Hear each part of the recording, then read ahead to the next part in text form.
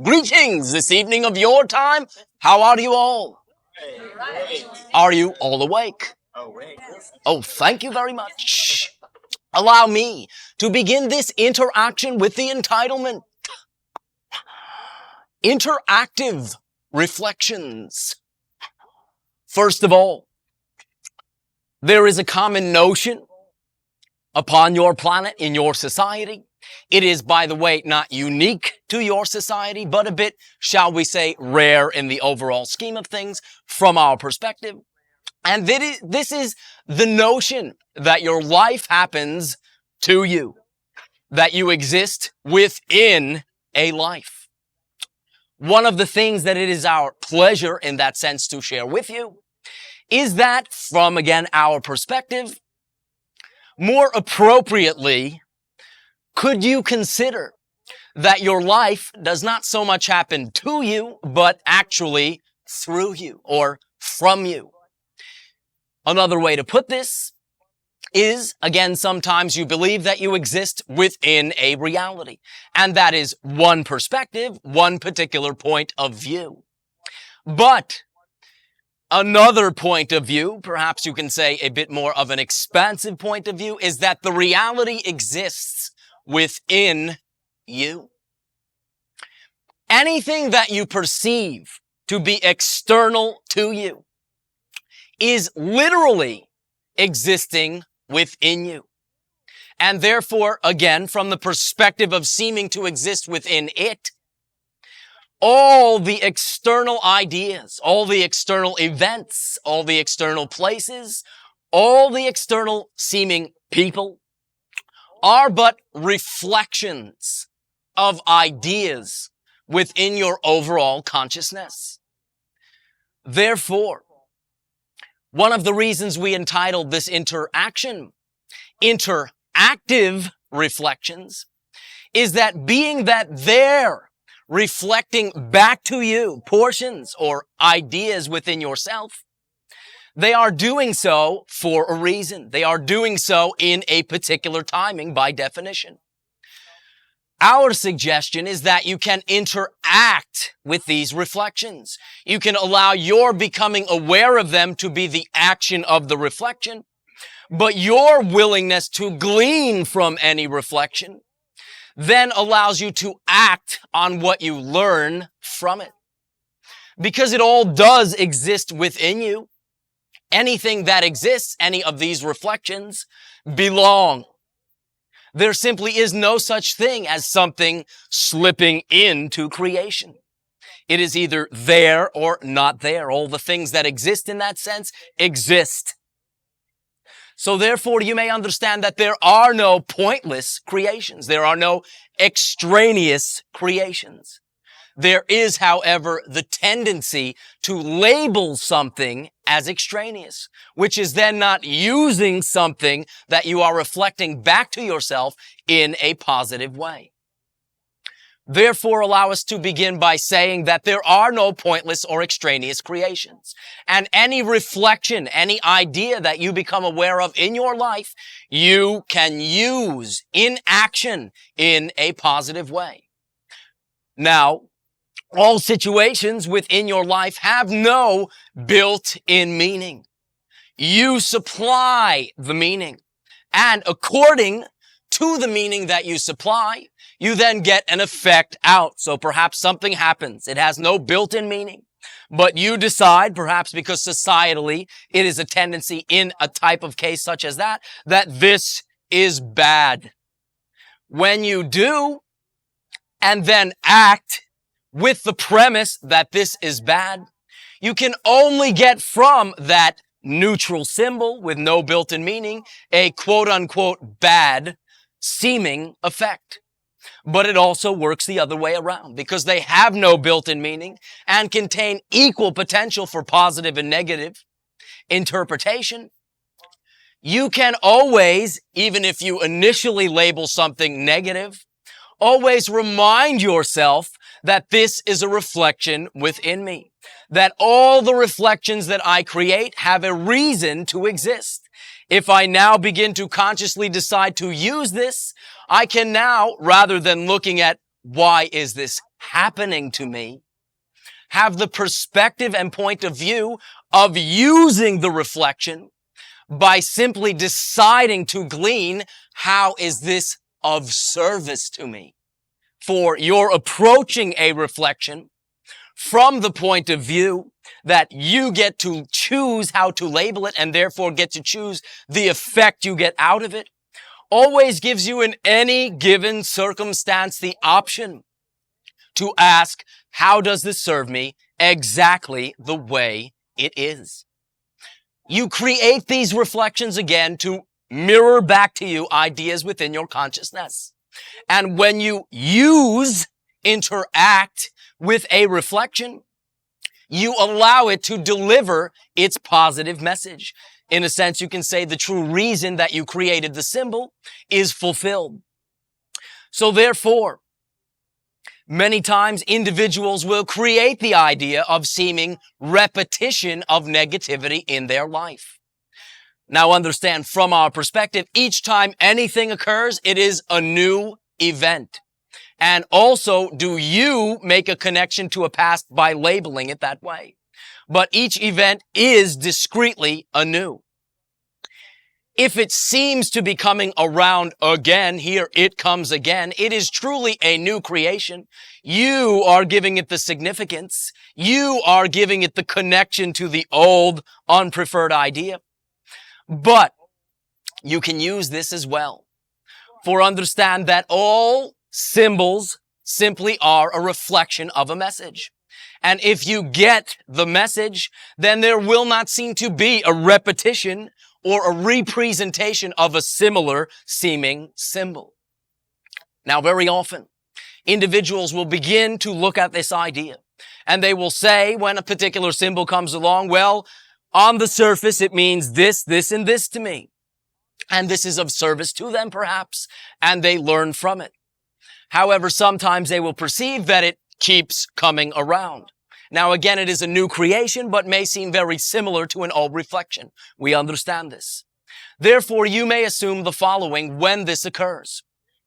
Not that you have not gleaned from the symbol something positive, but that whatever you are assigning as that meaning for that symbol, if it seems to keep coming around, is not the only meaning.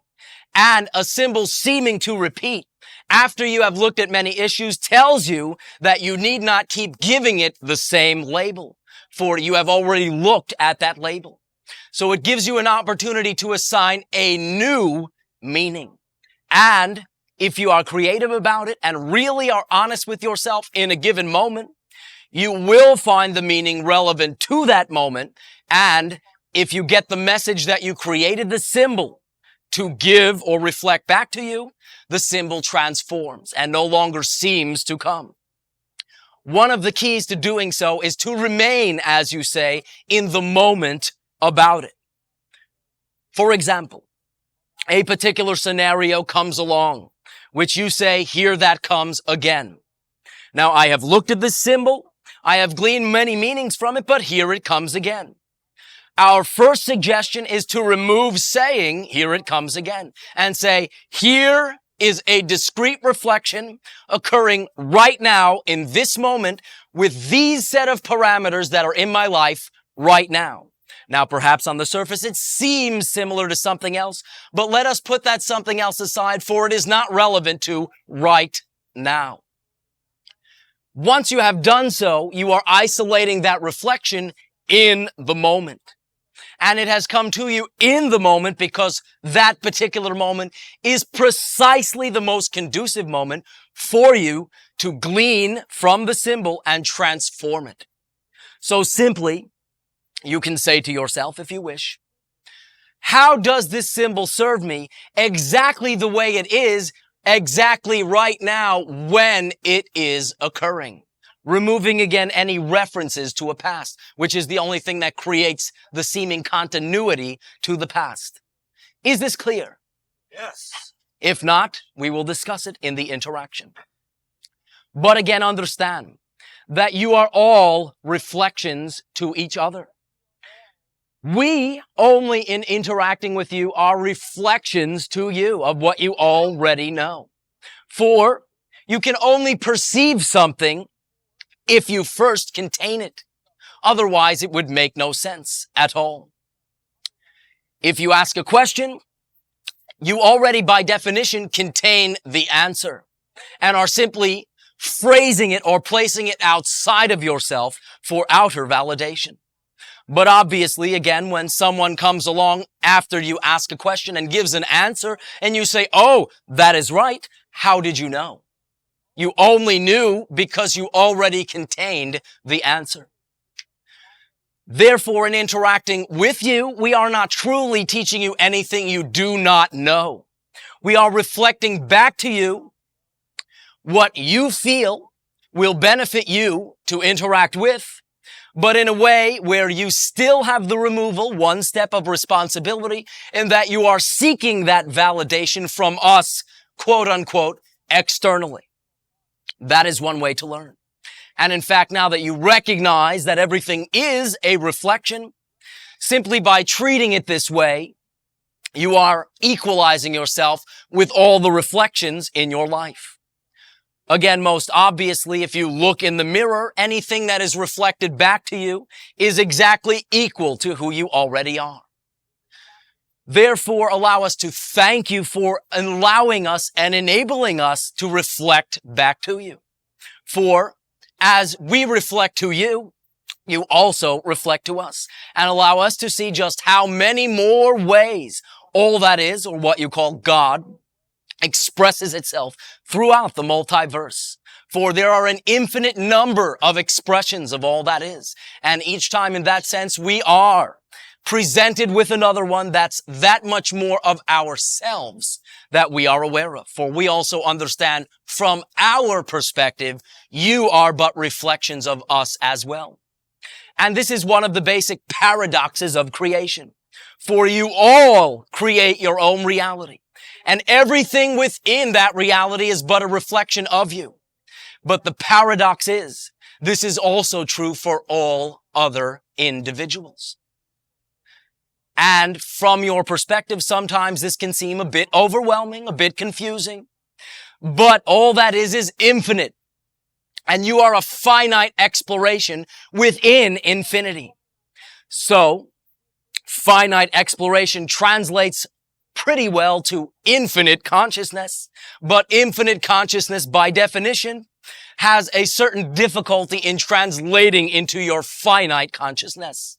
So when you find something that appears rather to be this or that, and find that it is this and that, you are beginning to skate on the edge of non-physical reality. And that paradox is an expression of the infinite nature of creation. So therefore, you are each at the same time creating your own reality, but so is everyone else. And from each one of your perspectives, as you grow, as you expand, as you begin to integrate the reflections back into you so that they are no longer separations, but integrations, it will always seem as though all of reality is merging into you. But again, paradoxically, this is true for everyone else. So nothing is ever lost. Individuality, at least in the overall sense, is maintained. And this is true for everyone.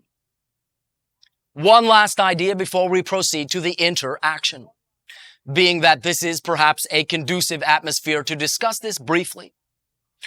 You have what you call animal consciousness upon your planet.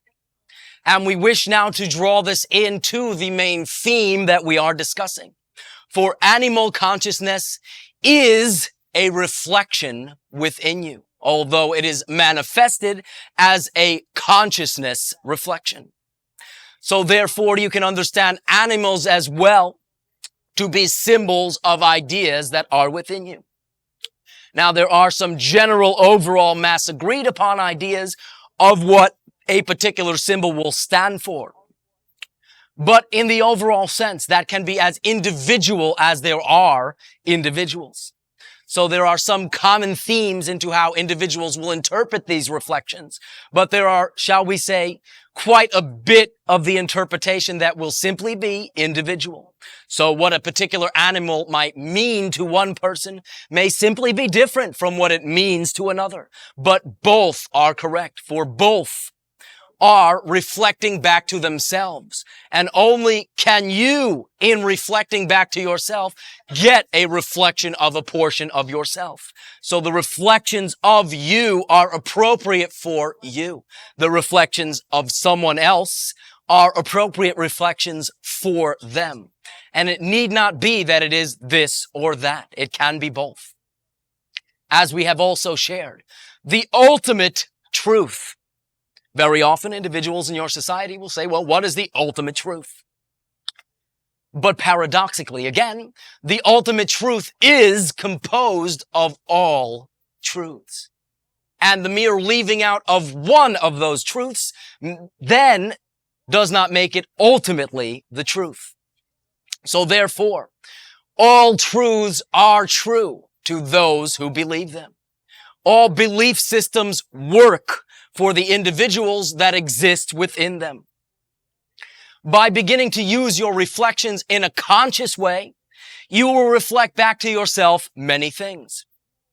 Very often, as you are beginning to take back your power and decide to create your life according to preference, you will give yourself the opportunity in perfect timing to reflect back to yourselves the limiting beliefs that you still hold.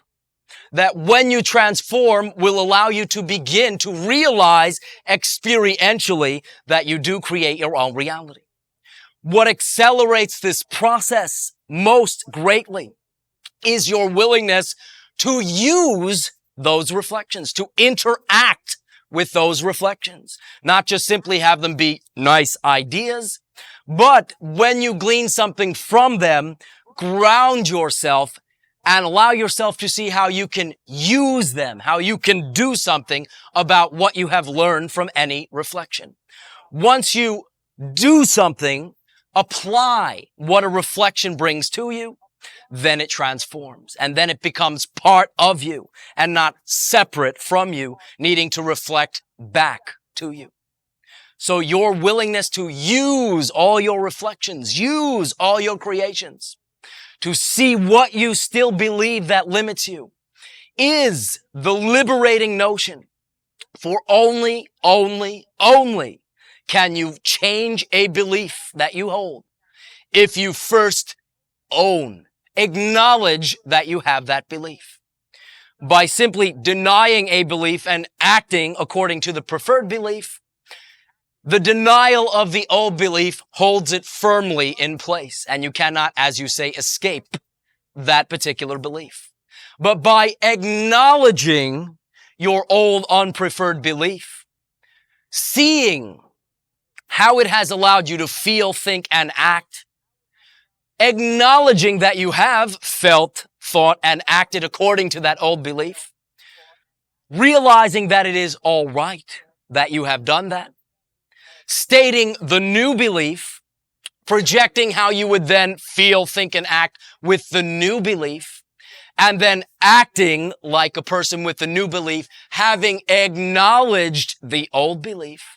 This is the simple way to change a belief. But again, you will never do so by denying a belief that you hold. And if you do, that is not the end of the process. For you will then, anything that you deny, you will then reflect back to yourself in some way that you are still denying that. And give yourself the opportunity to look at that belief.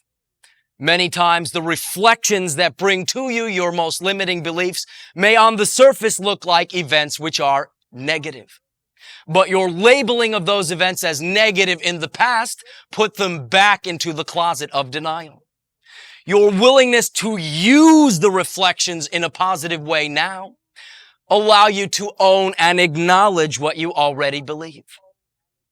Individuals in your past have feared to acknowledge what they already believe, not understanding that that acknowledgement is the liberation from that idea. For it is not the mere having of a belief, emotion, or thought that creates the reality into your life. It is the actions that you take having that belief, emotion, and thought as a premise. So you need not fear your thoughts. You need not fear the reflections, but simply not be willing to act until you have acknowledged an old, outdated belief, chosen a new belief, so that your actions are then reflective of the new belief. So therefore, you can evaluate any idea you wish, no matter how negative, and never have it affect your life in that it will become an experience. However, the moment you act, the moment you do things with that negative belief as a premise, it subtly, by definition, affects those actions, and those actions with that affectation is what gives you the negative result. By using all your creations and realizing there are no negative creations, only negative interpretations, you do not keep stuffing your beliefs back into the closet of denial. You acknowledge them, choose anew, and transform them. For the acknowledgement of the old belief equalizes it to all other ideas, giving you then equal choice or access to all new ideas. Again, the denial, though it would seem to give it less weight, actually gives it more, places more attention upon it. So therefore, interact with your reflections. Allow them to deliver to you positive messages. Allow everything that you create within your life to be of service to you. Then act. And this is interacting with your reflections, interactive reflections. For your willingness to interact with us in unconditional love, in exchange and willingness to exchange information, ideas, concepts, feelings, beliefs that you have, we thank you. And again, revel in interacting with your consciousness in this way. May I simply ask you now, how may I be of service to you? Shutting. Male. Greetings, Elan. How are you doing tonight? Perfect, as are you all. A perfect reflection of whatever you are exploring at any given moment. I have a number of questions tonight I thought out very carefully. All right, do speak up so that all may enjoy them. My first question is, what was the red craft I saw Thursday night at around 11:40 p.m. driving in Newbury, Connecticut? This object appeared to my left going in a north by northwest direction, slightly wobbling, but moving very fast and just disappeared. Can you tell us something else about it? Well, it didn't look like it was a round craft. It looked sort of box shaped. All right. Were there lights? Were there lights? It was just all red. What was the time of day? It was in the night, and it was at 11:40 p.m. roughly. One moment. Our particular understanding was that it was a misidentification of an earthcraft. Okay. I'll leave that one alone then. All right. My second question, also 2 Thursdays ago, my friend Tom and I, after our intergalactic informational exchange net signed off, we went outside to look at the exceptionally clear night sky when I suddenly noticed an object of pure white light that was different from the rest of the stars in the sky about between 12:30 a.m. to 1 a.m. that area in the morning. It was moving in circles and in zigzag back and forth in a small area which, to the human eye, seemed to be out of our Earth's atmosphere. Can you expand on this for us, who these beings were, and were they aware of our radio operation? All right. In a sense, you may understand that that would represent extraterrestrial craft, the origin of which would be, from our perspective, Pleiadian in nature.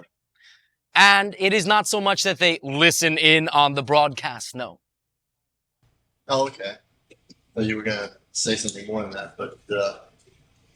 Okay, now, was there a reason then for them being there at that timing, or was it just coincidence? Well, now.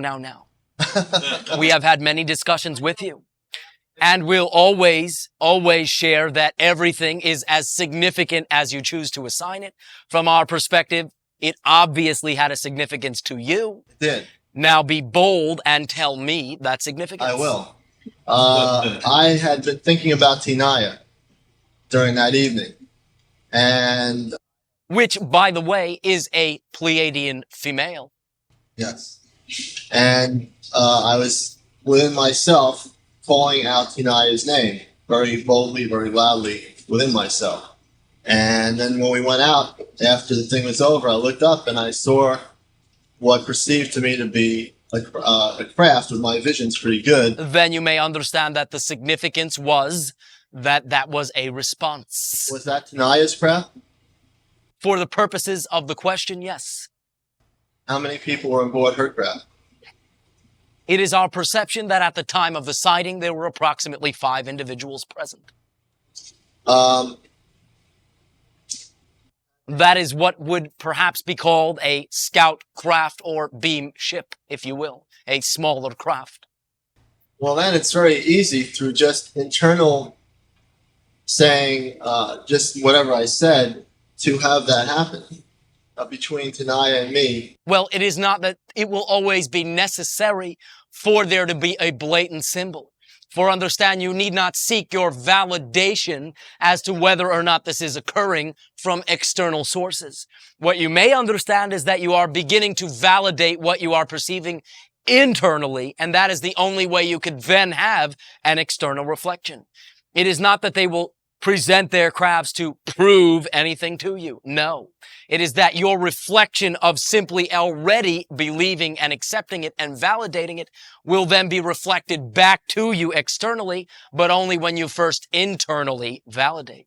So that is a strong symbol, but will not always be necessary. And should you feel that you are requesting it out of a need for validation, you will not see it.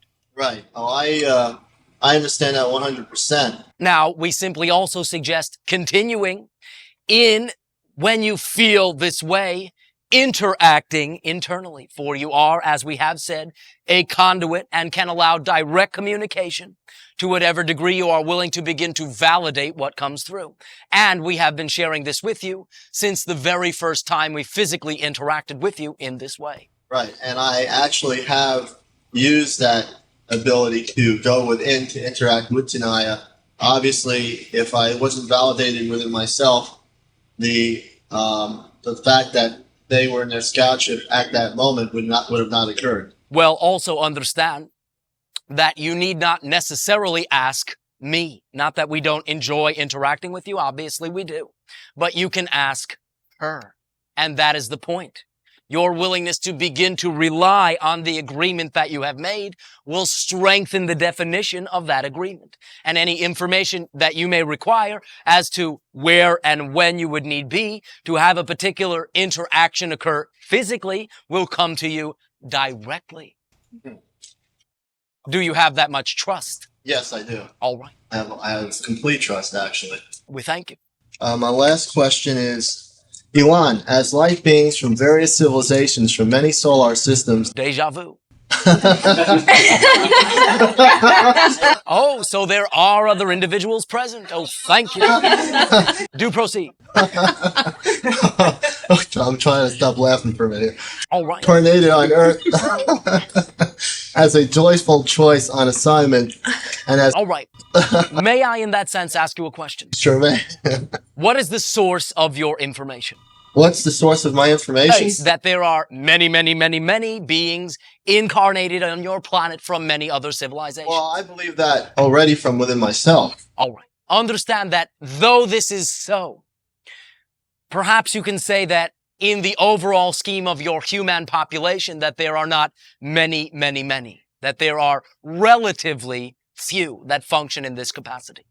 They do exist, but they are not perhaps as numerous as you are imagining from our perspective. Boy, I lost my... using creative ways to bring more light to all living beings on this wonderful planet. My question to the Association of Worlds is, if we all have an intergalactic family that we are a part of, This might include a wife, a husband, kids, which we have not seen since being on Earth for this mission as volunteers away from our loved ones. How do they feel about this? And when we reunite as one, do we give up relationships on Earth, or at a higher dimensional reality? Would it be similar to a society life? Oh, now, first of all, understand again that they are relatively few in number.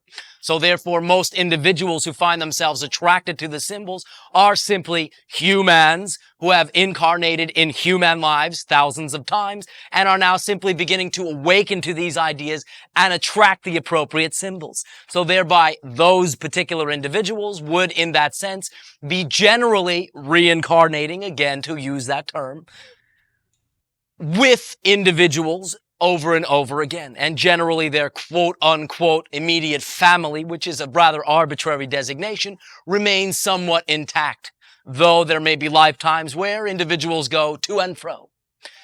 The individuals in that sense that are, shall we say, exploring, assisting in the way that you are sharing, are, shall we say, to that degree, more connected to their respective societies. And there is an agreement and an understanding in their incarnational cycle that they will, in a sense, go to and fro, this being perhaps fro or to, whatever you prefer, and will then, in that sense, reunite, but not at the loss of human consciousness. For once any relationship is established, it continues forever. Now, the definition may change, the particular interactive parameters may change drastically, but once established, a relationship always continues. So there will be the option to interact in the quote-unquote future while you are still exploring a timeline.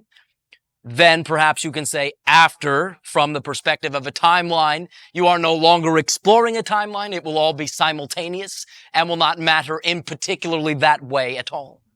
Well, let's say you have a female relationship on this planet, and you have a female relationship somewhere else that you're just now finding out that you've had for a long time.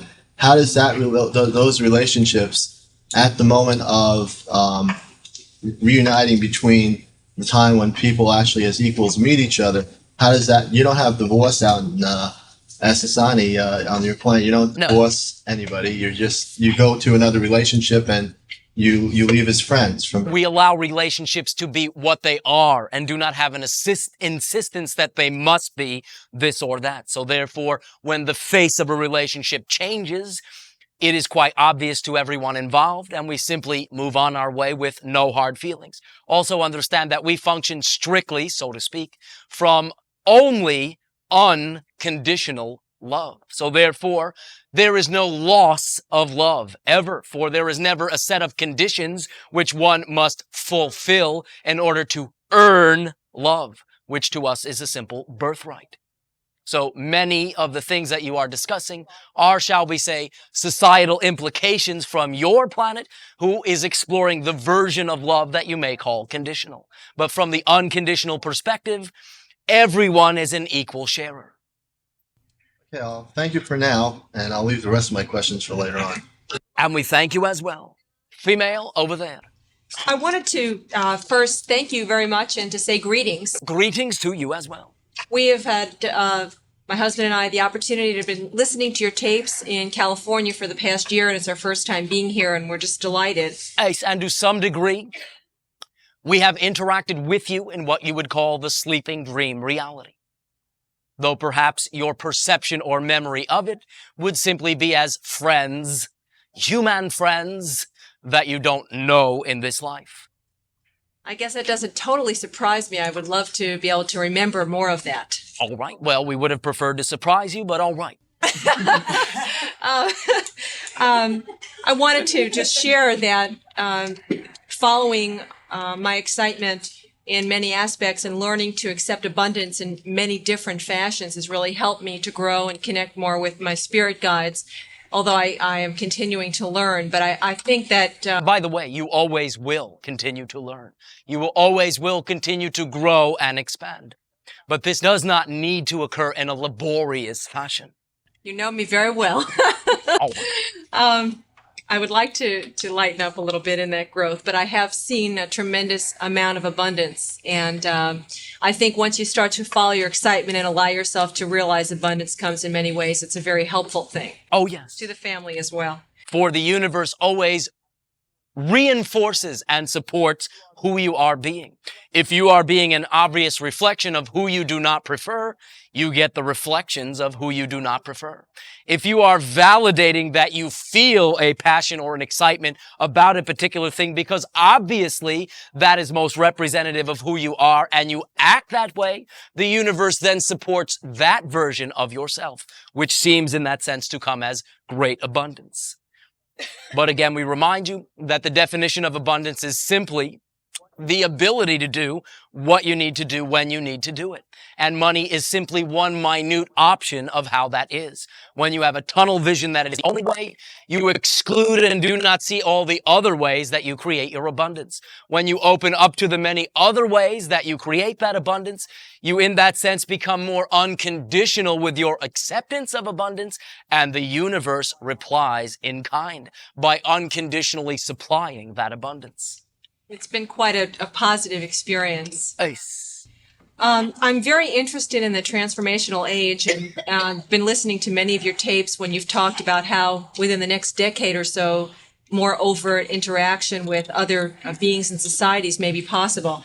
I guess I have was wondering if you could be a little specific in terms of how will society begin to accept the transformational age once the notion that aliens or extraterrestrials really do exist on a broader base, although I know we're gradually opening that awareness. Well, do understand that to your, perhaps you can say, mass consciousness, aliens represent things that you have not believed existed within you. So as you begin to awaken to the many other options of ways to create your own reality and many of the other ideas that exist within you, you again will create an external reflection. And you may understand that our presence, our awareness, our existence will be one of the reflections of that awareness. So what I am saying is that we will only be able, in that sense, to be perceived physically by you once enough momentum exists within the mass consciousness, once enough individuals have began to open the doors and look at the things that they previously believed were impossible. When that threshold becomes reached, then the likelihood of our interacting increases, for then we can provide the reflection of that expansion within your consciousness. If you are familiar with the terminology, you are approaching, shall we say, in your mass consciousness, the 100th monkey phenomenon in beginning to open up your awareness and begin to, shall we say, transform your limitations into limitlessness. I wondered if you could say a little bit more specifically, any suggestions or ideas that I'm not perhaps getting through some of the dream connections we've had that might assist me or my family that I'm just not aware of? When you interpret it, you will find most conducively that you will do so through your emotion, through analyzing in that sense what you feel from an interaction that you perceive may have been with us. Analysis will not translate very well from that reality to this reality yet. When you synchronize physically to us, then that will occur as well. But for now, since empathy, which is what we call telepathy, for empathy is absolutely essential to occur, it is emotionally transmitted. So pay attention to how you feel.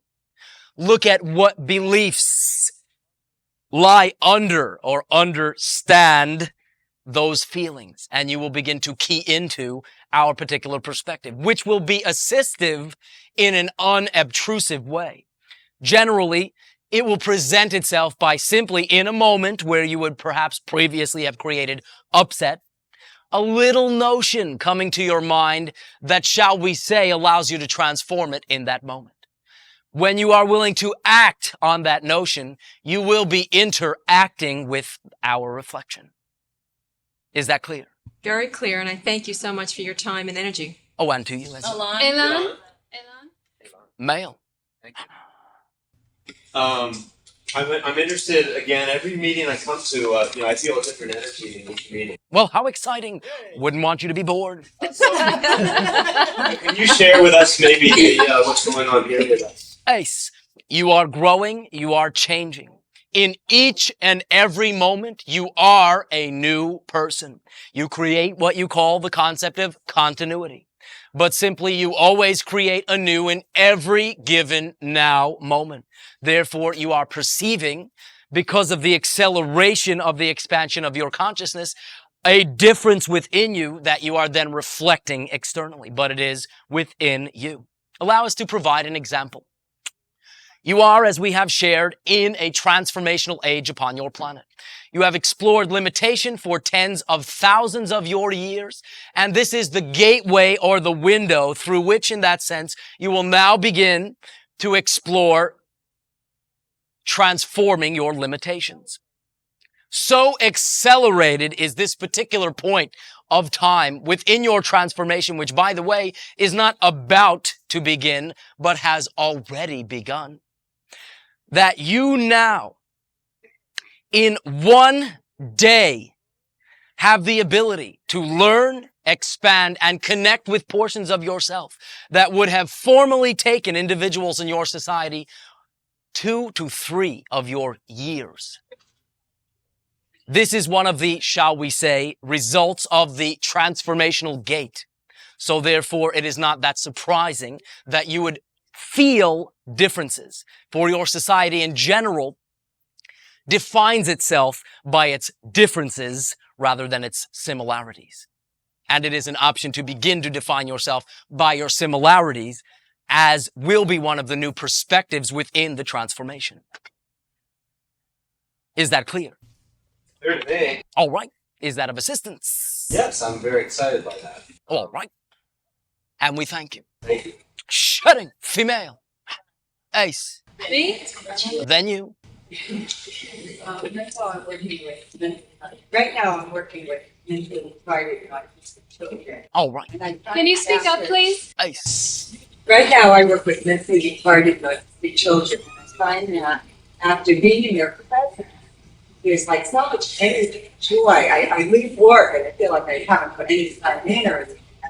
I just love this. And I'm just wondering, who are these children? They are individuals, and we are talking now, for those who may not have heard, about autistic individuals that are choosing to explore different types of a focus of reality than yours, many times at the exclusion of what you consider to be the mass agreed upon focus. So their particular experience, though it overlaps yours, is uniquely their own.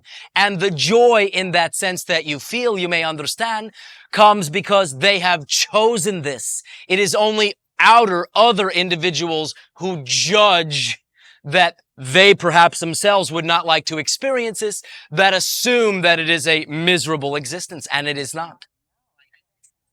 It is quite childlike, it is quite fascinated, but also, again, quite pointed to perhaps sometimes one particular focus at the seeming exclusion of all else.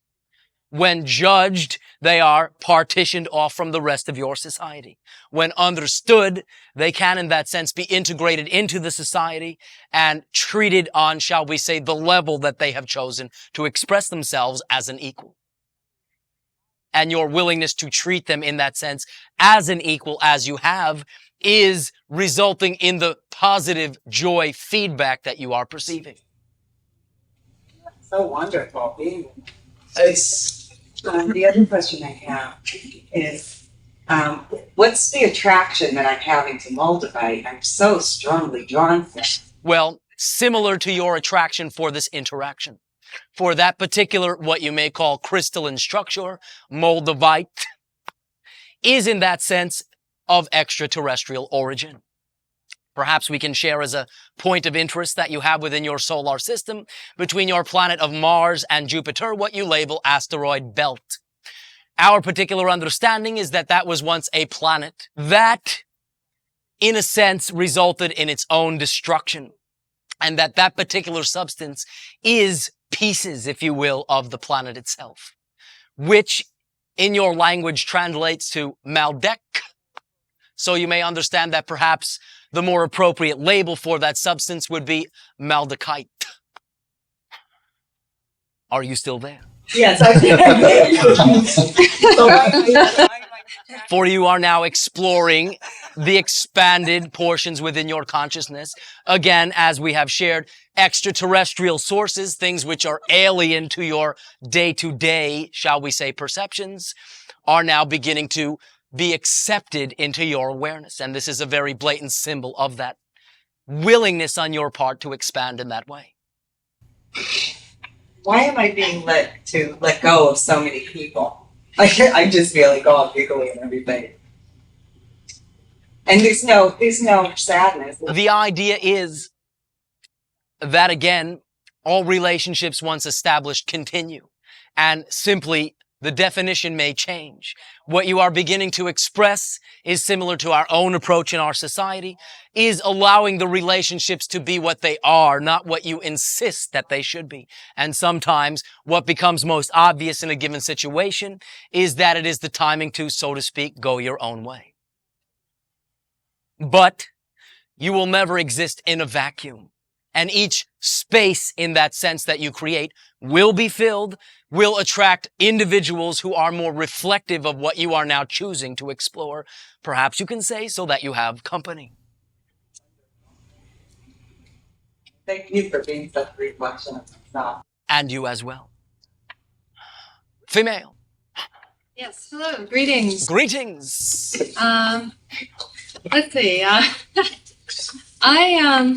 let's see, well, we consciously met in November, and I guess what I really feel compelled to do is just really validate a lot of what I've learned through my coming to your events. And at the first one that I went to, it was you are exactly, be who you are, True self. your true self, and that has been so incredible for me, just to. Quite credible, but we understand. It's credible, but yes, but and then there, I guess what I'm saying is that I've learned bits and pieces, like do what excites you, and With integrity. And if something is going on in my life and I just really am not understanding it, what I've done is seek to, how is this serving me? And all these things, I really just wanted to say that it's really working in my life, and it's really, I guess I've gone through some really difficult times in the last few months, and just going back and just keep asking myself or God or the universe or whatever, how is this serving me, has absolutely carried me through. And I think I'm almost on the other side. Well, may we make a suggestion to you? Stand in front of what you call on your planet your mirror and thank that. For we are but a reflection, as is everything else you see. What creates the reality is your willingness to act or interact with the reflection. We can never, and it is not even our intention to do so, prove what we are saying. And we, in that sense, never insist that you believe what we are saying, because it is us that is saying it. We cannot empirically, for reasons of choice, prove it to you physically right now. However, I can guarantee 100% that if you do what we are saying, you will get that result and prove to yourself what we are saying. So we thank you for your willingness to reflect back to us that what we are sharing is indeed quite applicable upon your planet. It is absolutely, and I have to tell you that I probably have about 10 mirrors in my one bedroom apartment, so I'm doing that all the time. Thank them all. Do not leave one out. They are simply the many points of view, and they all serve you. Yes, thank you. And you as well. And I just wanted to say that especially one of the messages, well, we've had so many, but one that has been really terrific is that everything that happens is the exact right thing that happens. If you use it, yes. And if we choose to make this be, I guess I'm using my words, but instead of it being like, oh, what a pain this is, see it as more of a challenge and a fun thing and a home fun instead of home work. It is always a joy to transform that which you formerly labeled negative. For then, with the same exact symbol, you get the exact opposite result. And there is a degree of ecstasy, automatic, once you realize this. I think you're totally correct. I mean, I know you're right in that, but I just want to validate that, for everyone here, that it is true. It's like true bliss. Well, we thank you, Mrs. Ambassador. And thank you very much. I haven't seen you on a conscious level in months, and but we have been in touch. I'm sure we have, and it is truly a pleasure to be in your company in this way this evening. The pleasure is ours as well, and we thank you. At this timing, we will pause for a short break of 10 to 15 minutes of your counting and resume contact at that timing.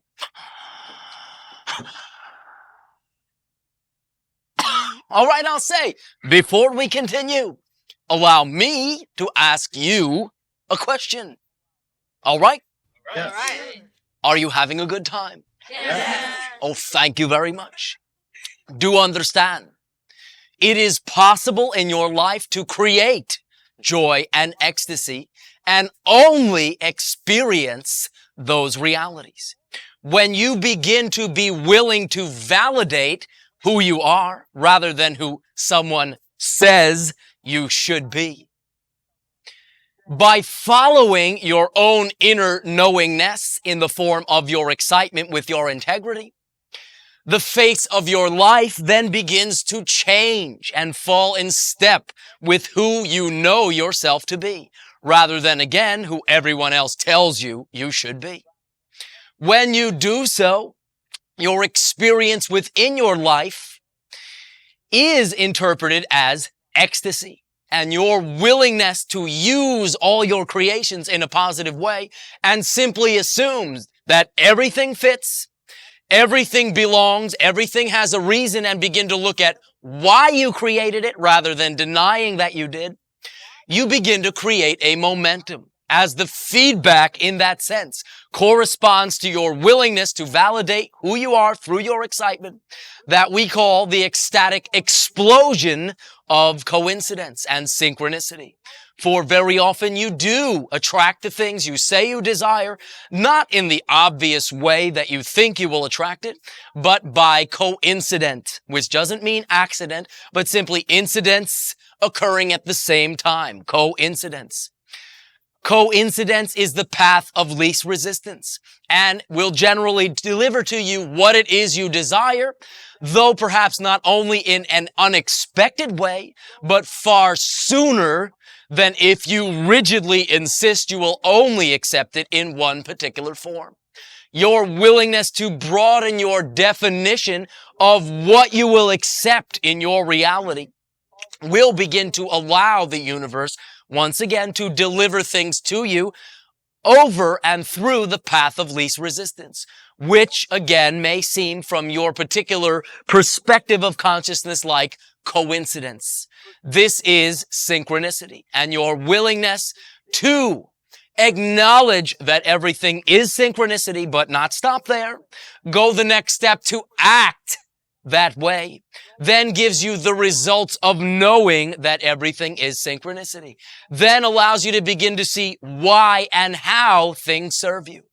But it will always boil down to your willingness to act, for you always act anyway on something.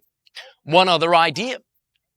When you decide to change, when you make the decision that I wish to change, all that you need do in that sense to realize that change is to trust that you have changed and then act as though you trust that you have change.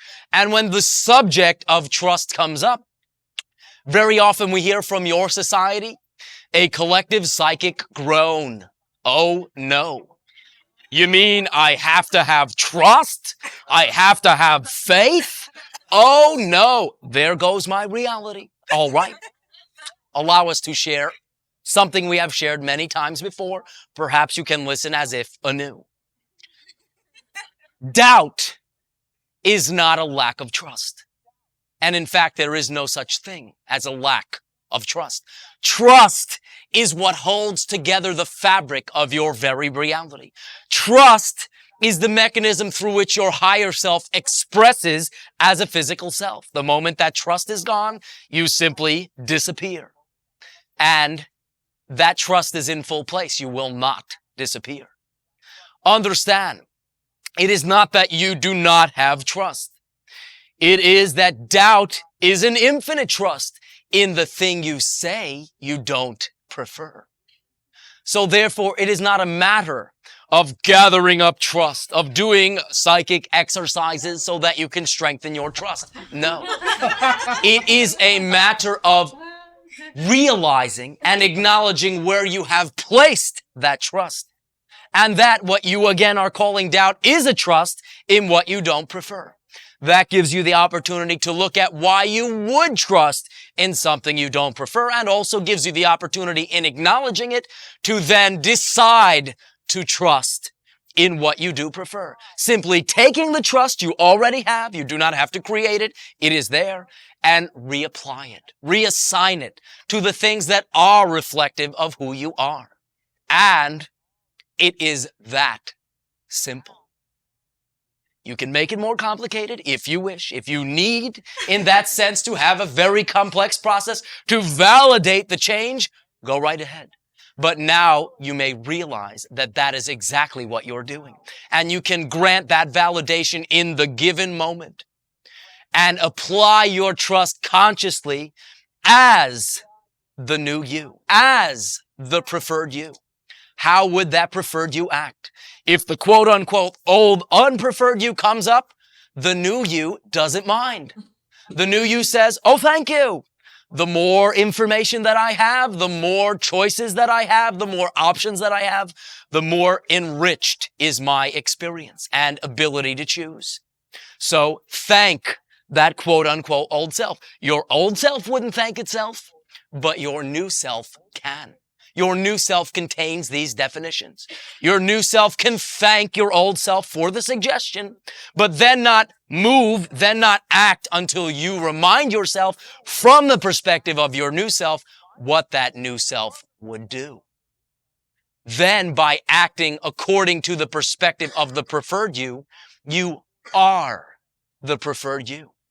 And all that ever had you being the old you was the same mechanism, whereby you acted as though you believed perhaps something negative, perhaps something limiting. But what we are speaking of is nothing you must learn. You are all experts. You are all masters. You have been, up till now, perhaps the masters of limitation. Now you are the masters of integration. And therefore, act that way. Always when meeting another master, the way that you can identify a master is that master will be the first to reflect back to you that you are already a master as well. For a true master fully understands and realizes the equality of all ideas within all that is. So therefore, perhaps you can use that, as you say, as a litmus test. Allow us now to proceed again to the interaction setting. Elan? Male, then female. Hi. Greetings. Greetings.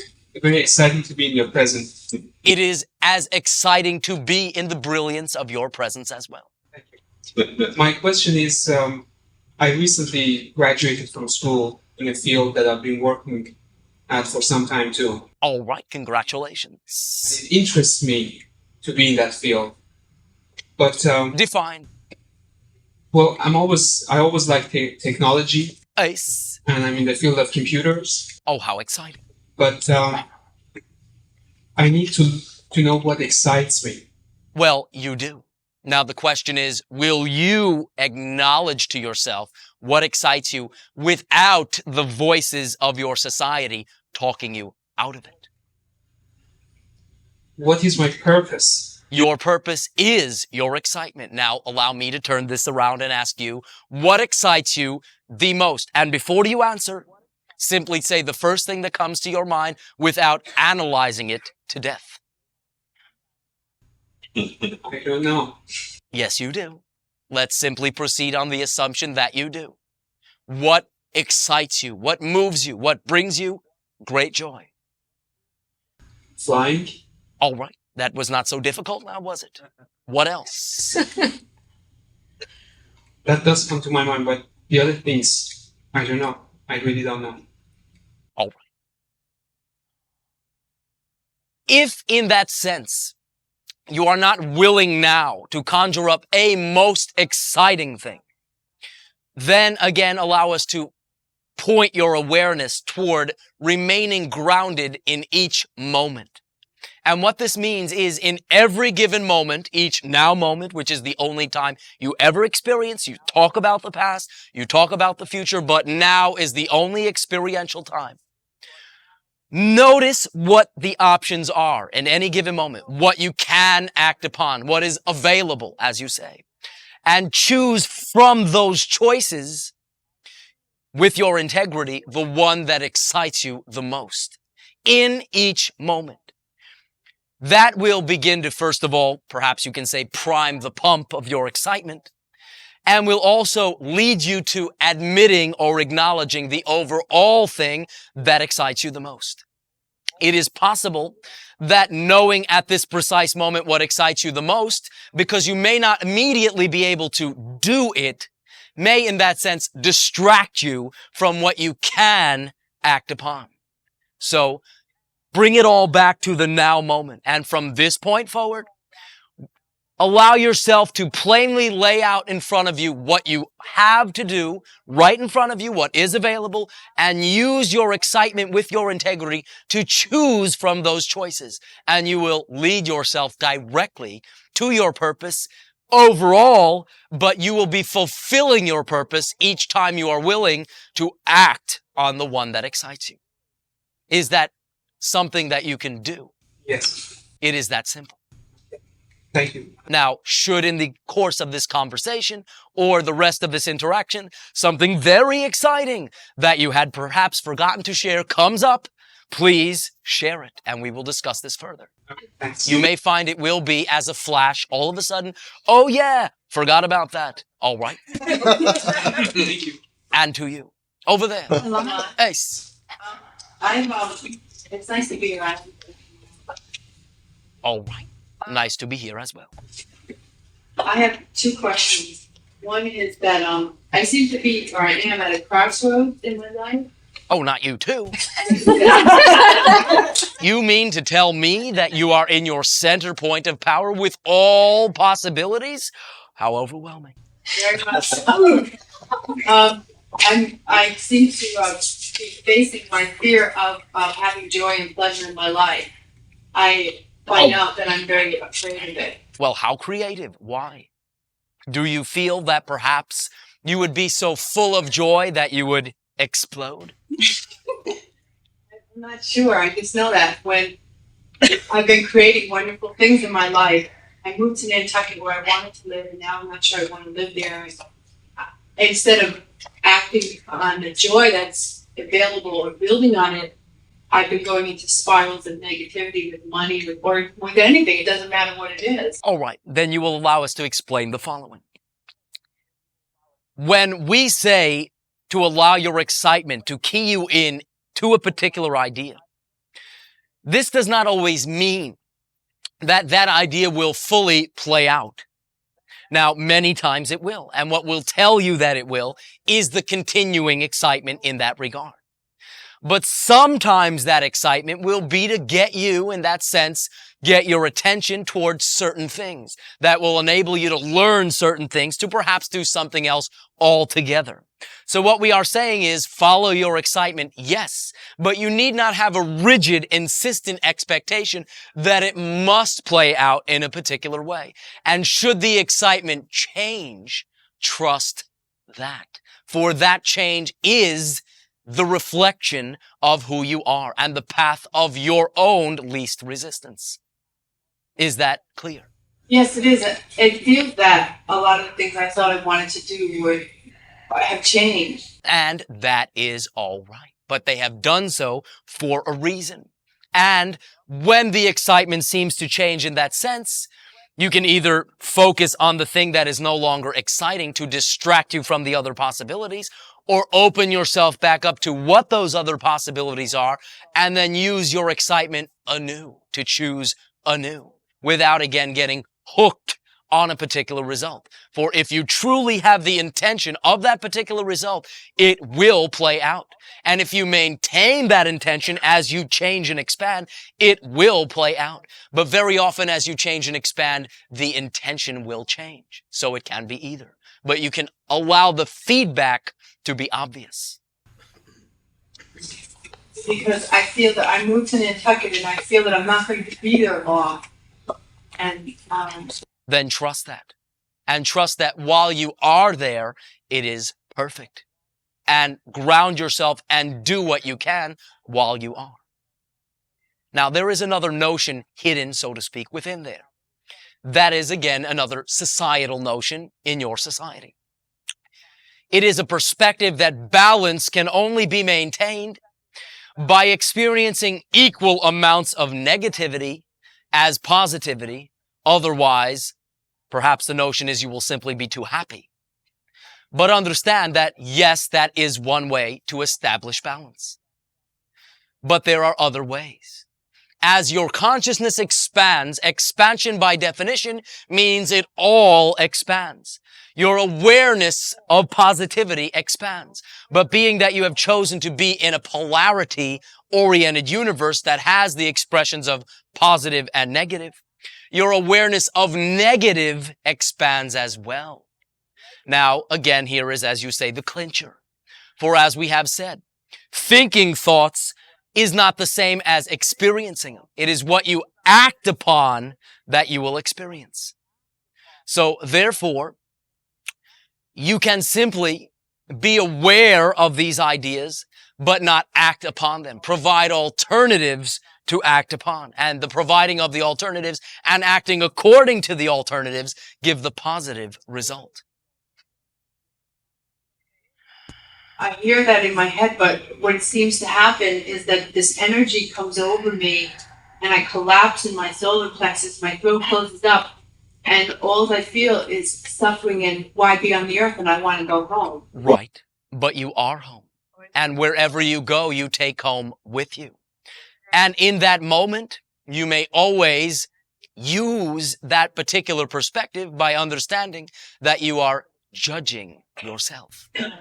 And not in that moment expressing unconditional self-love. Therefore, all right, 'tis all right. You need not judge yourself for judging. But when it is occurring, for now it would simply be hypothetical. When it is occurring, use it. All right, I'm judging myself. All right, that is what I am exploring. What must I believe? Well, what is judgment? Judgment is separating ideas and assigning more significance or weight to one than another. Not in that sense expressing the equality of all things. So, all right, I have explored this for a moment. What must I have believed? Well, I believed in that sense that I had not fulfilled my conditions. That's conditional love. All right. I now choose to unconditionally love myself. So I forgive myself. Perhaps I will make a note not to do that again. But in that sense, I can use even the judgment. When in that sense you say, I wish I could split this reality and go home, you are denying that you chose to be here. When you deny that you chose to be here, you cannot allow yourself to then see why you chose to be here. That is when reality seems to be happening to you.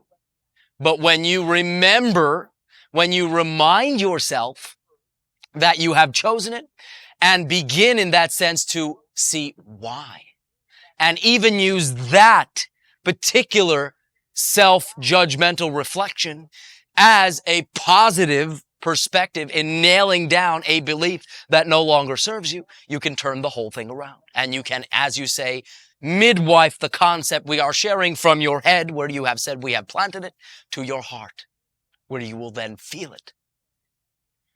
It seems as if it's getting more and more extreme. Either I'm totally in my heart and in pleasure, and I'm in creating, and then I swing all the way over to the other side. At those moments, you are denying your excitement, for you are judging that your excitement will interrupt your process, and it is part of that process. You will no longer settle for that type of self-denial. So you, quote unquote, as you say in your slang, get down on yourself about it. But you can catch that, use it, and transform it. And follow that excitement moment to moment, even if it seems, again, to lead to no particular end. When you resist that excitement, that is what causes the friction that you are feeling. That's what it feels like. It's my neck and my back. I'm very tight and I'm very holding against something. Well, in that sense, you are not expressing in that sense who you truly believe yourself to be. Hence, your throat chakra in that sense is affected. And then your back in that sense is, in a sense, reflective of pulling the rug out from under yourself, your sense of support. Is this of assistance? Yes, very, very much. So simply remember that no matter what you all believe about yourself, we believe in you utterly. And you can, at all times, pipe in to the unconditional love of what you call God, or all that is. For all that is, being the overall creation, you are aspects of all that is. And all that is does have complete unconditional self-love. Therefore, there are no conditions placed upon all that is love for you. And simply the knowingness of this, now that someone has told you, you will feel that this is so. No conditions means you cannot lose the love of God. God will not judge you, for that is conditions. You can always, by simply reminding yourself of that love, create it and feel it. And the moment that you do, you can then match it and display that degree of unconditional self-love to yourself. Then you are acting as an extension of all that is.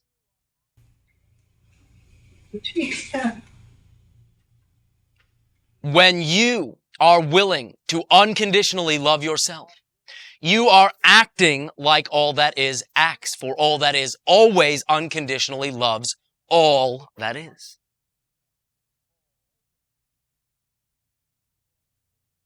Does that help?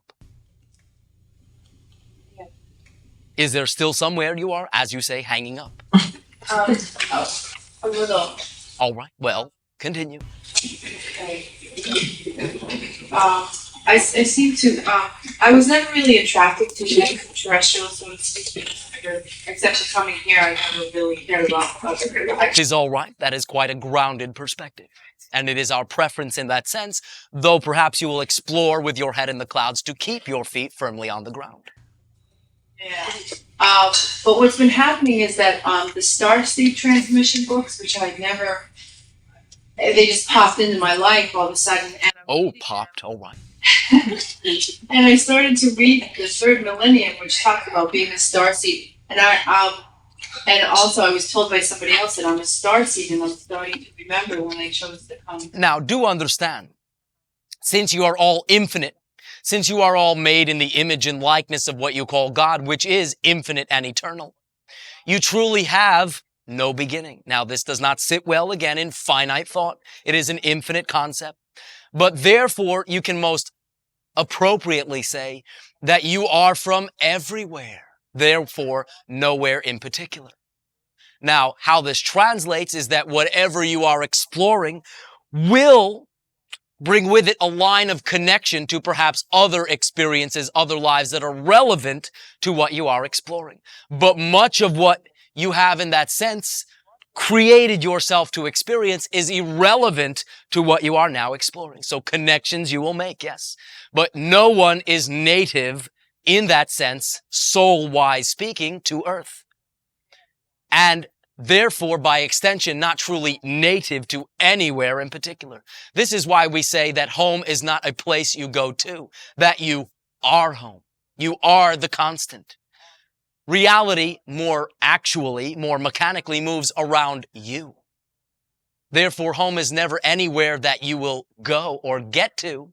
It is something you will realize you have never left.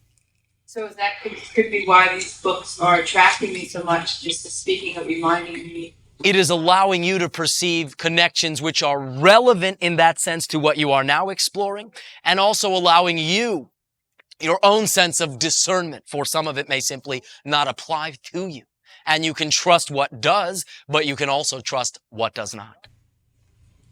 Then I have one more question. All right. Okay. Recently, also in the last 3 or 4 months, I do healing work with people, and I had also never been attracted to the White Brotherhood of any of the Alice Bailey type of literature, and the White Brotherhood have been coming into the healings, the medical unit, and I'd like to know how to communicate with them. Simply trust it. And every move that you make or every action in that sense that you perform, with that as a background concept, will strengthen the connection. Actions speak louder than words in that sense. Understand that that particular stream of consciousness represents an assistive, largely non-physical collective consciousness, which does aid and assist in your planet, but which also from time to time does manifest as discrete individuals upon your planet. I feel a very strong connection. Ace. And you may physically attract in your near future a physical human representation of that particular stream. I have contacted with someone who I may be studying with next. But we mean face to face.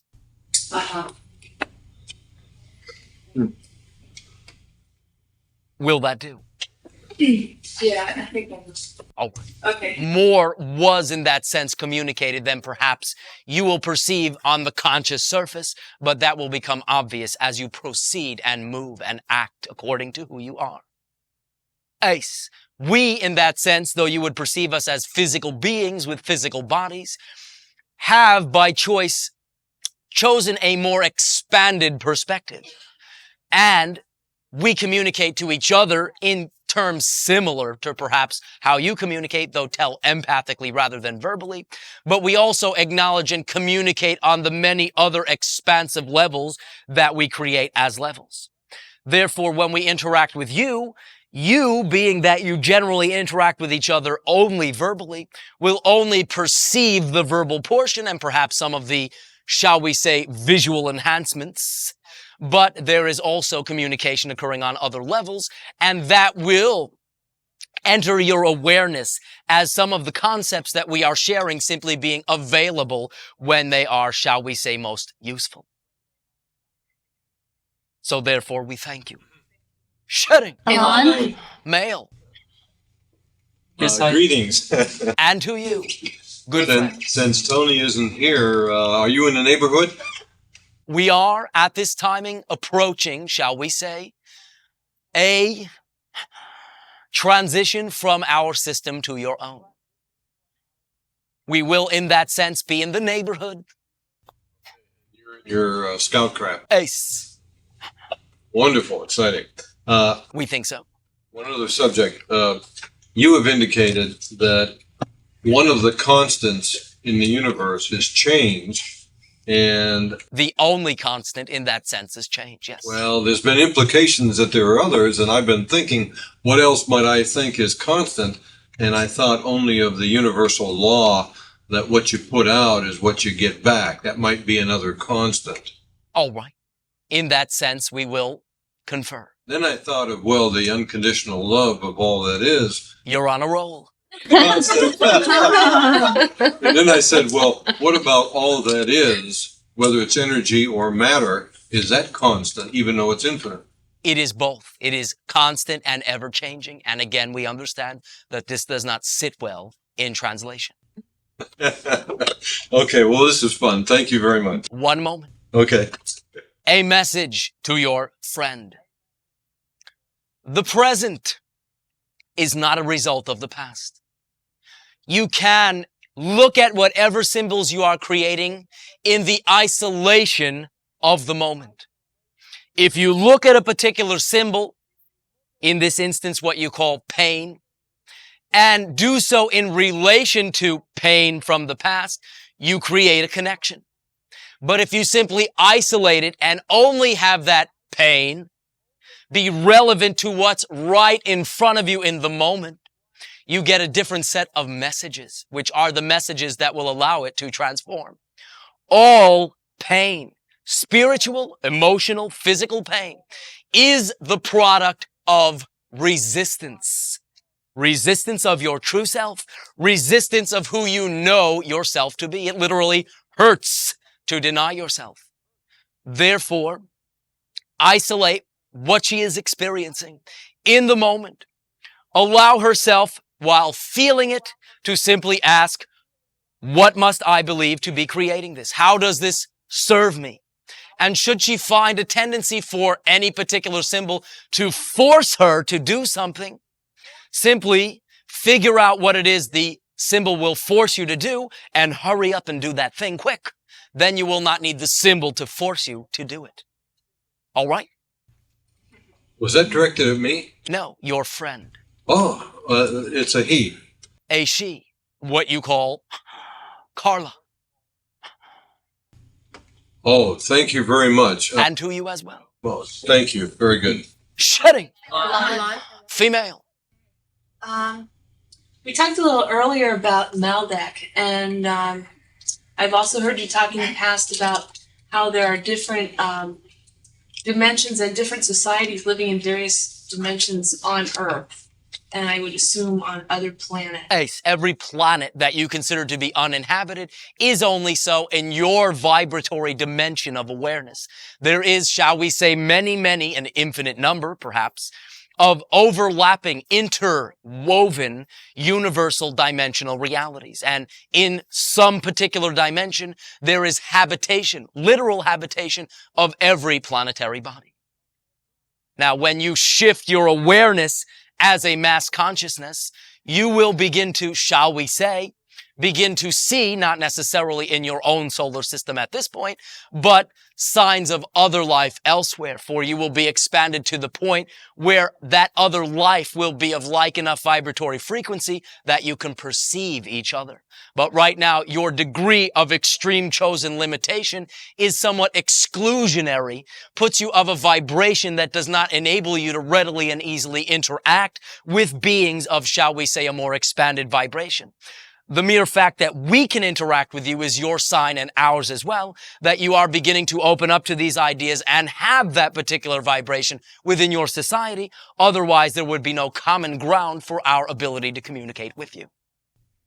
Okay, I understand that. Now, in the case of a planet like Maldek, where the inhabitants of the planet destroyed the planet, does that occur in only one dimension, or does that have Many. There are also, shall we say, dimensions which it did never destroy itself.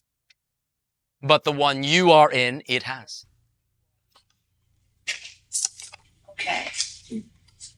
And that would correspond to approximately 6 million of your years ago. Now, if that happened over some dimensions, but not all, did all of the inhabitants of all of the dimensions in which Maldek was destroyed have participate in that destruction? Ace, by definition. You can only experience the reality that you are the vibration of. That was the particular mass exploration. The entire disintegrated point of view. The, shall we say, inner feelings of helplessness, whereby individuals not realizing their inner ability and their power to create their reality could only validate that they in any sense had anything to do with their reality were they to dominate the external reflections, which in that sense created what you would call warfare. And to some degree, you have seen many examples of this upon your own planet, though we perceive there has been a mass conscious decision to play out, shall we say, the happy ending. Particularly in terms of your mass decision to not annihilate yourself by nuclear means.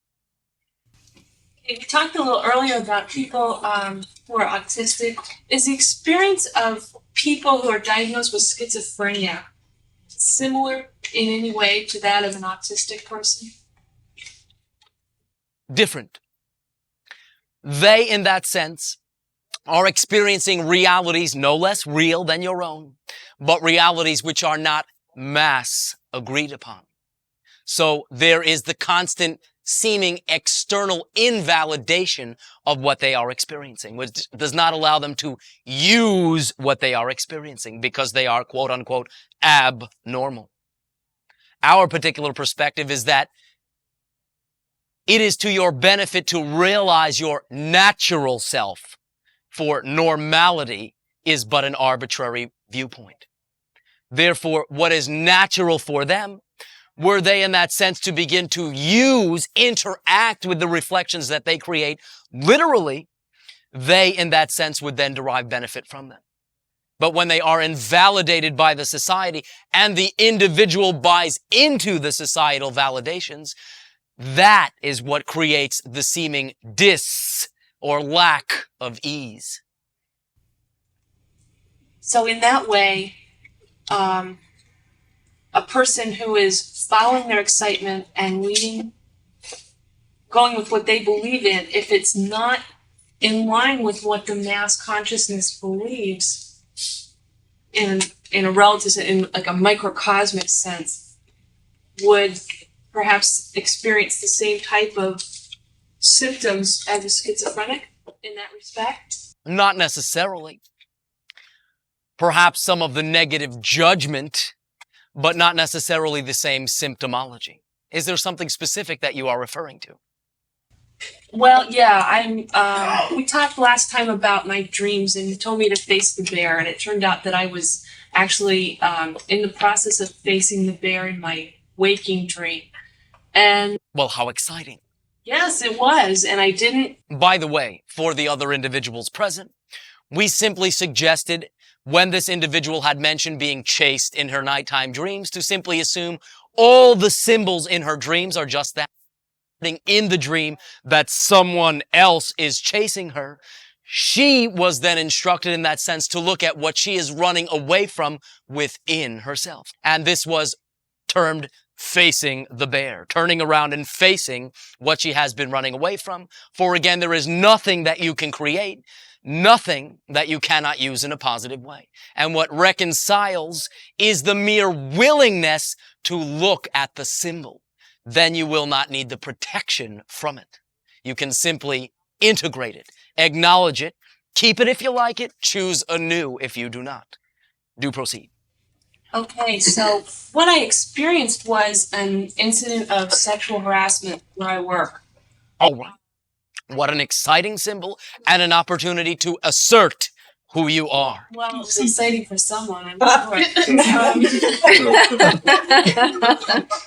Do you understand what we mean? Yes. We are not belittling from your end what occurred. No, I understand. Simply saying that that is a creation. Perhaps because it involves someone else, there would be the initial tendency to say it is happening to you. But that is not acting like an owner. Therefore, the effect you will get is that it is happening to you. But by simply assuming, all right, I have chosen to co-create this, how does it serve me and how can I express and allow myself the opportunity to not squelch what I feel? Then everybody learns. What did you do?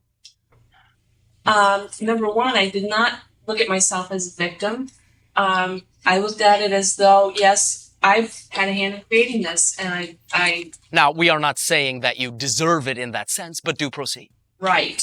So, but instead of looking at it as being a victim, I looked at it as saying, well, what am I trying to show myself here? What can I get from this? And basically, there were two things. One was that I'm a person and I deserve as much respect and dignity as anybody else in that environment. All right. Self-love, self-respect. Very good. And the other thing is that I now experience a lot of difficulty because within this work environment, it's mostly male, and people think that, boy, if you're a woman in this environment, then you just have to expect to be treated this way. All right. Now, people think this, yes. But it does not have that effect on you till on some level you match it and buy into it. So your simple willingness to only be representative of your viewpoint shows them other options and also gives you a particularly conducive opportunity. And we mean this in the following way. There have been incidences. Specifics are not important. You will understand what we mean. In your past, whereby perhaps you had more willingly played victim and not allowed yourself to express in the situation who you are. You are now, in a sense, recreating a similar scenario, but can treat it as if anew by refusing to not express who you are and trusting that that expression with integrity, with perhaps you can say unconditional self-love and love of others, but that reflection will not only assist you, but them as well, no matter how they choose to take it. By being willing to express who you are in a loving way, you are of service to them, whether or not they agree with you. Okay. Do you understand the references we have made? Yes, All yes, right. I do, very much. And I guess that from their outward appearance or behavior, it's hard to really see that I'm having any kind of effect. Do understand. It is an elaborate game of, perhaps you can say, ping pong. And they can only hit the ball if you return it. Your unwillingness to return it and maintain who you are simply, shall we say, calls the game on account of rain. They no longer have the material to reflect back to you. They can only keep getting a similar result. Are you to dance in that step with them? I understand. And I just want to let you know that I really appreciate having interacted with you and your assistance in allowing me to act with integrity. All right. And we thank you for your willingness to do just that. Act in that way. And again, remind you, any communication that you have to make can be made in a loving way without invalidating the other individual's point of view. When you are willing to be a living example of this, which you are, then you will see an effect. And you will not get the quote-unquote response that you have come to expect. For if you enter a situation doing the same thing and expecting a different result, what do you get? But if you change but one aspect of your involvement in the interaction, you cannot help to get a reflection of that change. Simply allow your eyes to look for the reflection of the change rather than what is still the same. Then you will be validating according to the new preferred belief rather than re-anchoring yourself to the old belief by using its results as validation. Do you understand? In a loving way. Always. And if you are not feeling that you are able in a moment to make a communication in a loving way, then the issues are internal issues. For it is not that they are being obnoxious by pushing your button that it will behoove you to look at. What it will behoove you to look at is why you have such a button. That is the only thing you can affect. All right. Great. Therefore, it is no longer harassment, for you refuse to be harassed. You refuse to be moved from your center. And you can communicate this in a loving way, the way you would prefer they interacted with you. So somebody is providing some example of that for them to blatantly see. Yes, that's great. We thank you. Thank you. Shutting. Elan? Ace, over there. Elan? Ace. This week I've created, or in the past few months, I've created this situation in my job, and it's progressed where it's negative, and I'm being switched from my present position into something else, and I need to make a choice this weekend whether I would like to continue or I guess make a separation. All right. May I ask you a question? Yes. What excites you the most? I'm thinking that this is, even though it seems anticipated or too soon, it seems like an opportunity for me to make a change, that I need to make a change. Oh, all right. But what excites you the most? In making the choice? No, in life. Oh. I'm still working on that. All right. Are you through? No. Oh, all right. I'll give you another moment. Oh, no. No, I'm saying I'm still searching. There is no need to search for what is right in front of your face. What excites you? Do not hear the voices talking you out of it. Do not hesitate. When I ask you what excites you, what comes to mind?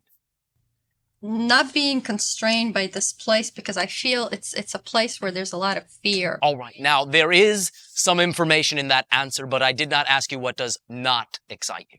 Mm-hmm. What does? With Kenny, we did the program, and that I liked that very much. Oh, all right. One example in that sense would be to involve yourself in programs of that sort. What else? Communication excites me very much. What is the nature of the job you now have?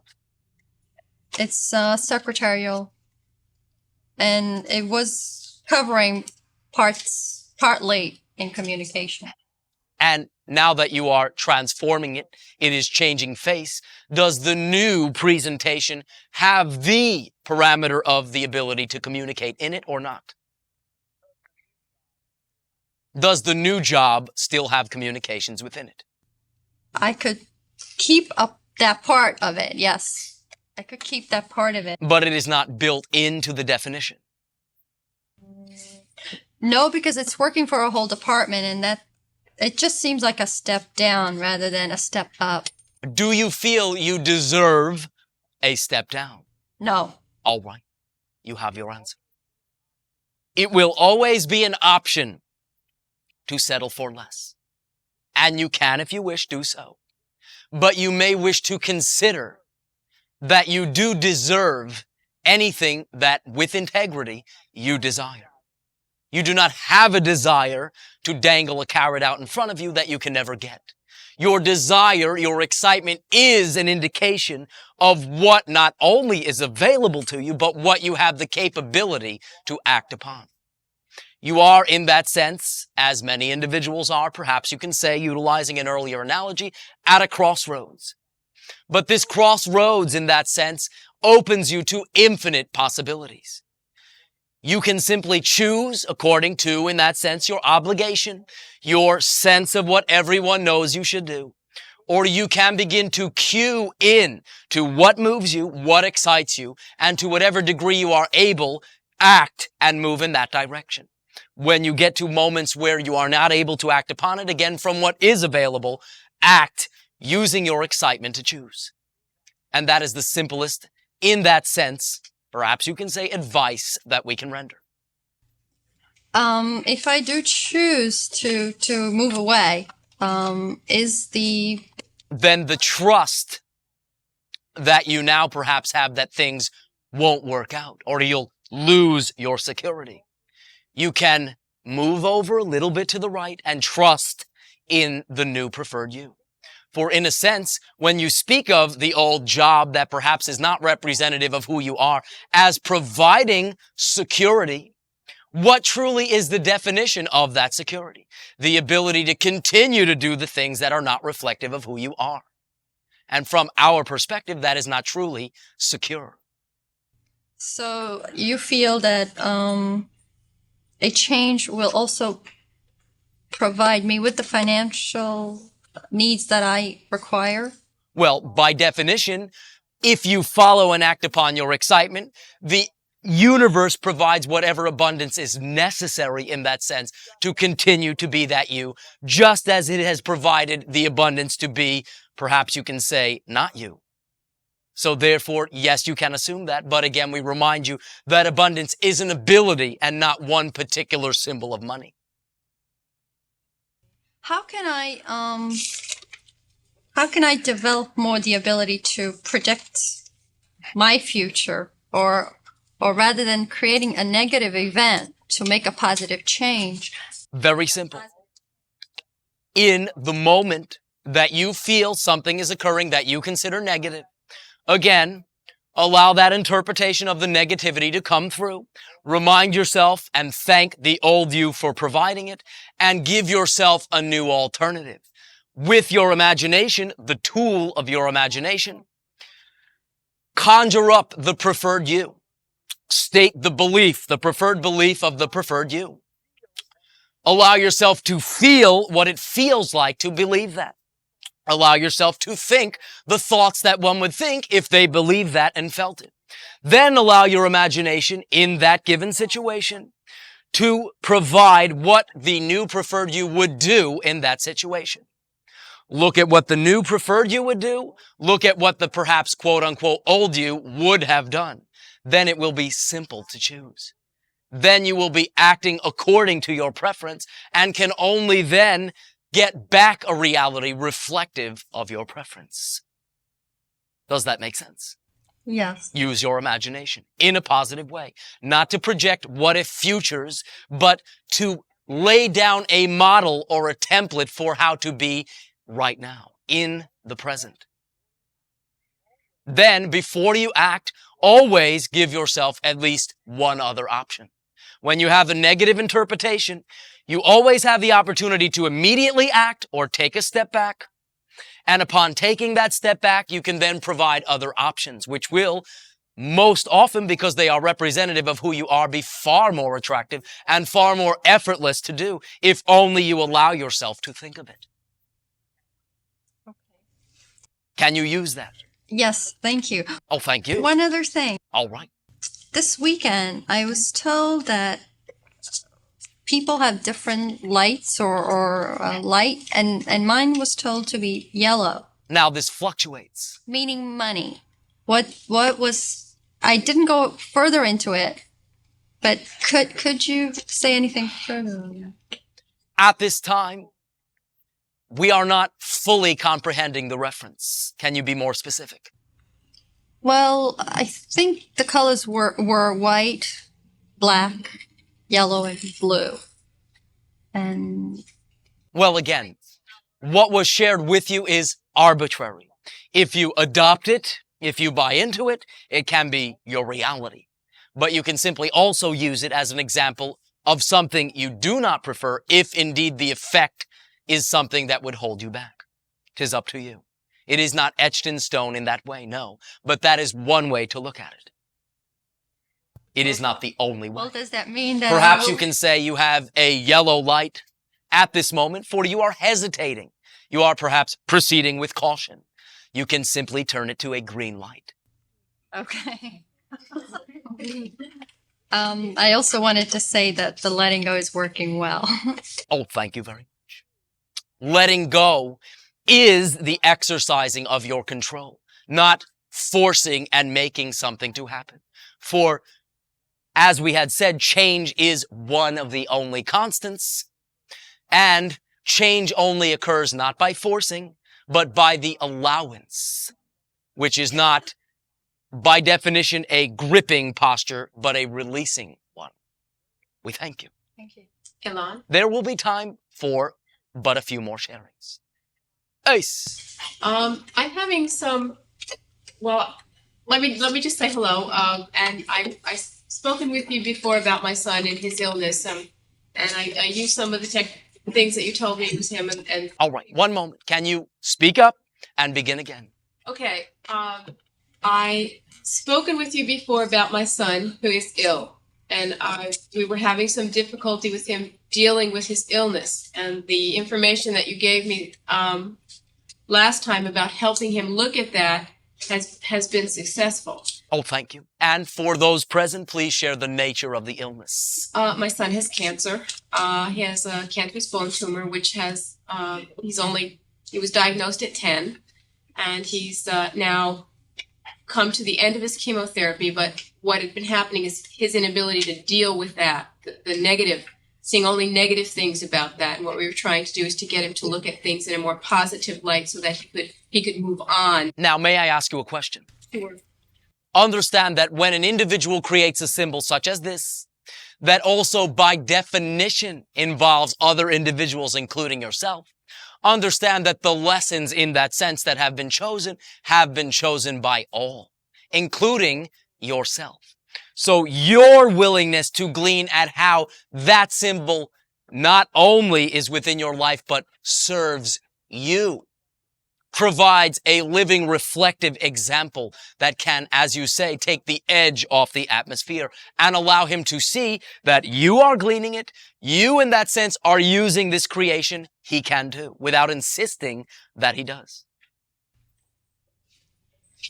Things are going better, but my question about him tonight really doesn't deal with that, but deals with his relationship with his father.